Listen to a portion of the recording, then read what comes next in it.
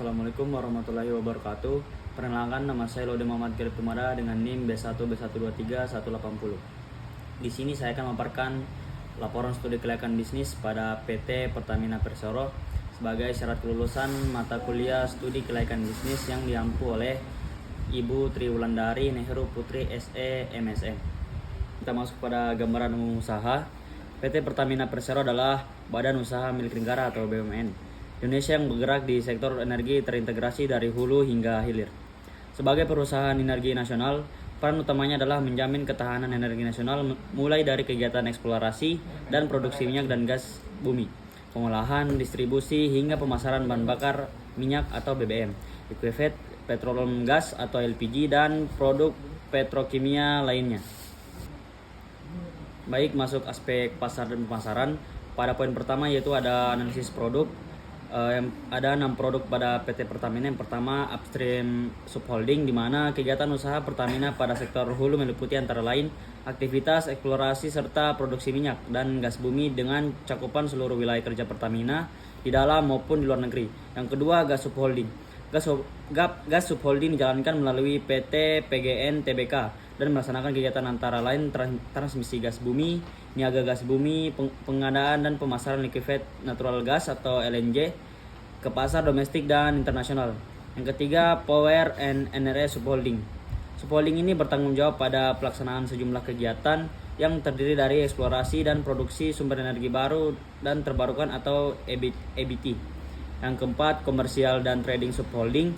Komersial dan trading subholding selain menyediakan produk berkualitas unggul bagi konsumen, Pertamina juga memberikan kemudahan kerjasama yang saling menguntungkan.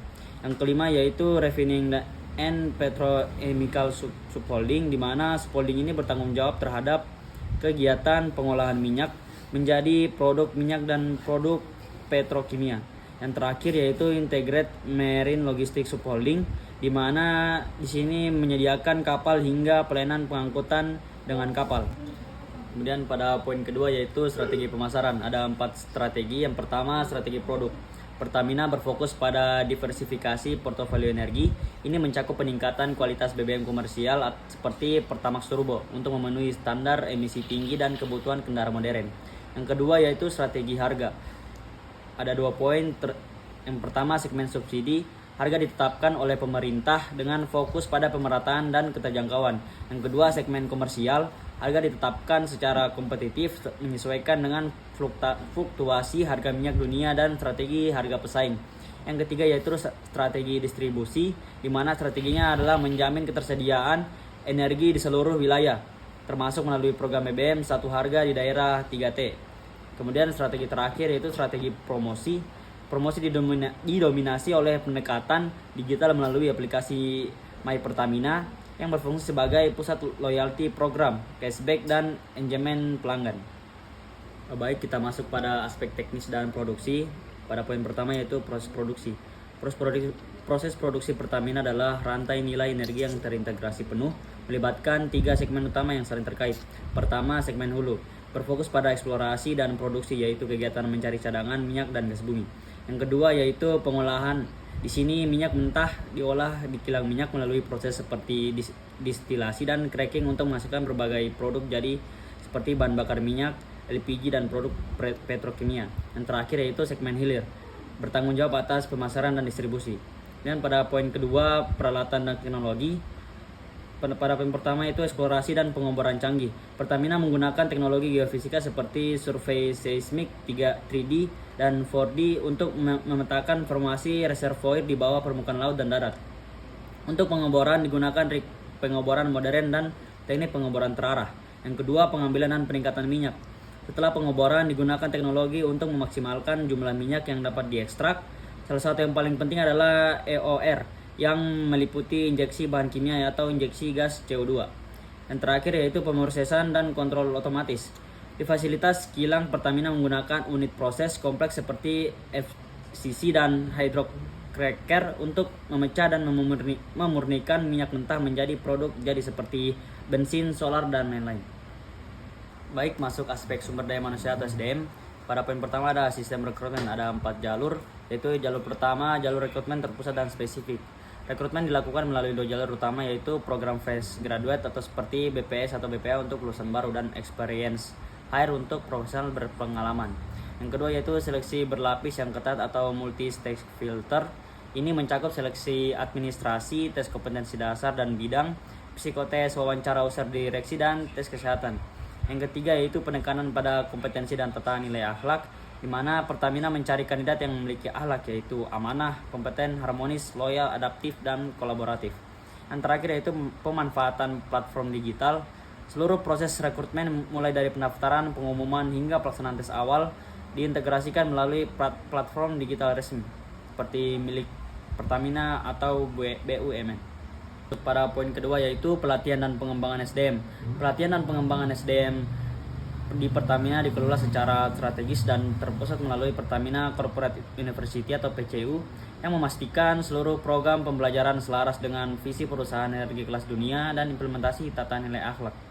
Sistem pengembangan ini mengadopsi pendekatan modern blended learning seperti di mana sebagai bagian besar keahlian diperoleh melalui pengalaman kerja praktis dan mentoring didukung oleh pelatihan formal yang terstruktur.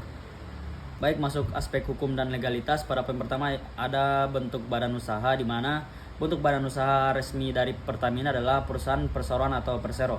Pembentukan PT Pertamina diatur berdasarkan peraturan pemerintah nomor 26 tahun 2006 tentang penetapan bentuk badan hukum perusahaan pertambangan minyak dan gas bumi negara atau Pertamina menjadi perusahaan perseroan. Pada poin kedua yaitu legalitas usaha. Pertamina mempunyai nomor induk berusaha atau NIB. NIB Pertamina yaitu 812.000.033.0881 yang terdaftar di sistem OSS, berfungsi sebagai bukti registrasi dan hak akses kepabeanan yang mengesahkan kegiatannya sesuai dengan kode KBLI di sektor migas dan strategis. Pada poin ketiga itu legalitas merek. PT Pertamina Persero didirikan berdasarkan Undang-Undang Nomor 19 Tahun 2003 tentang Badan Usaha Milik Negara atau BUMN dan merupakan kelanjutan dari entitas-entitas minyak negara sebelumnya. Merek Pertamina, merek ini terdaftar dan dilindungi secara resmi Direktorat Jenderal Kekayaan Intelektual atau DJKI Kemenkumham. Bukti pendaftarannya adalah melalui nomor pendaftaran merek, yaitu IDM 0000300582 untuk logo. Kemudian pada poin keempat yaitu regulasi F&B yang berlaku. Regulasi F&B dalam lingkungan PT Pertamina Persero terutama menyangkut unit bisnis retail yang dikelola oleh anak perusahaan atau mitra yang beroperasi di area rest area dan stasiun pengisian bahan bakar umum atau SPBU milik Pertamina. Kelima yaitu risiko hukum. Pertamina memiliki 4 risiko hukum. Yang pertama, risiko hukum lingkungan dan bencana operasional. Yang kedua, risiko hukum kepatuhan anti korupsi dan GCG. Yang ketiga, risiko hukum sengketa lahan dan hak properti. Yang keempat, risiko hukum regulasi sektor migas dan kebijakan pemerintah. Kita masuk pada aspek keuangan. Pada poin pertama yaitu kebutuhan investasi awal. Kebutuhan investasi awal PT Pertamina Persero sebagai entitas yang sudah berjalan diukur melalui realisasi belanja modal tahunan dan nilai moneter aset yang dimiliki. Berdasarkan data laporan keuangan konsolidasian auditan 2024, investasi inti Pertamina tercermin dari nilai aset tetap, minyak dan gas bumi serta panas bumi yang mencapai 39,36 ribu dolar miliar USD yang tercatat per 31 Desember 2024. Dan pada poin kedua yaitu proyeksi keuangan. Yang pertama, laporan laba rugi.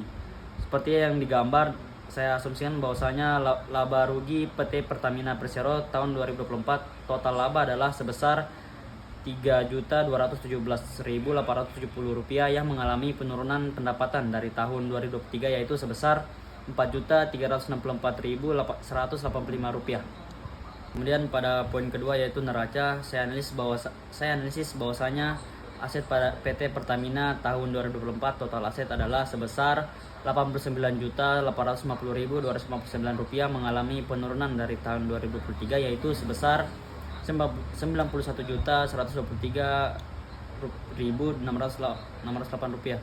Kemudian poin ketiga yaitu arus kas. Pada gambar saya menganalisis bahwasanya arus kas PT Pertamina Persero tahun 2024 total arus kas dari aktivitas pendanaan adalah sebesar Rp4.008.367 yang mengalami kenaikan dari tahun 2023 sehingga Total dan setara kas awal tahun PT Pertamina Persero tahun 2024 adalah sebesar Rp19.385.539 yang mengalami kenaikan dari tahun 2003, dan total dan setara kas awal tahun PT Pertamina tahun 2024 adalah sebesar Rp15.286.598 yang mengalami penurunan dari tahun 2023. Baik, masuk aspek AMDAL pada poin pertama yaitu mitigasi dampak langsung lingkungan, ada 3 poin. Yang pertama, pengendalian emisi gas rumah kaca dan kualitas udara. Analisis AMDAL menuntut implementasi teknologi pengendalian pencemaran udara yang canggih dan program intensif untuk pengurangan flaring di lokasi pengeboran yang merupakan sumber utama emisi metana. Yang kedua, pengelolaan limbah bahan berbahaya dan beracun atau B3. Analisis AMDAL Pertamina menuntut sistem pengelolaan limbah B3 yang ketat, mulai dari identifikasi, penyimpanan sementara yang aman, hingga pengolahan akhir dan pemusnahan. Yang ketiga, konservasi keanekaragaman hayati dan pencegahan tumpahan minyak. Aspek AMDAL sangat berfokus pada dampak ekologis di wilayah sensitif, terutama operasi lepas pantai dan proyek yang berdekatan dengan kawasan konservasi hutan mangrove atau terumbu karang. Kedua yaitu pengelolaan dampak sosial dan komunitas, dampak sosial dan pemberdayaan masyarakat lokal. Aspek AMDAL juga mencakup dampak sosial ekonomi dari operasi dan pengembangan proyek, misalnya pembebasan lahan untuk pembangunan kilang atau pipa. Dan pada poin ketiga yaitu kerangka kepatuhan dan legalitas, di mana kepatuhan dokumen lingkungan dan legalitas proyek. Pertamina harus memastikan bahwa izin lingkungan yang didasarkan pada dokumen AMDAL, upaya pengolahan lingkungan dan upaya pemantauan lingkungan, atau surat pernyataan kesanggupan pengolahan dan pemantauan lingkungan hidup telah diterbitkan dan berlaku sebelum proyek dimulai. Setelah memaparkan materi tadi, saya dapat menyimpulkan bahwasanya berdasarkan hasil analisis terhadap aspek pasar, teknis, SDM, hukum, keuangan, dan lingkungan, bisnis PT Pertamina Persero dinyatakan layak dijalankan.